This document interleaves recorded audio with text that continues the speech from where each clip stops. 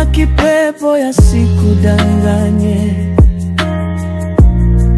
mafunuo yasiyo ya Kristo hayana uzima.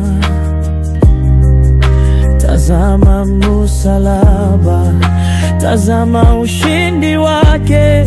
Yesu alimaliza yote, hatuko tena motoni. Mwamini hatakwenda motoni.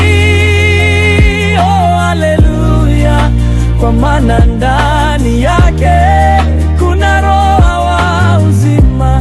Mwamini yake keti na Kristo juu ya kiti cha enzi. Maisha yake ni ya milele, hakuna moto tena.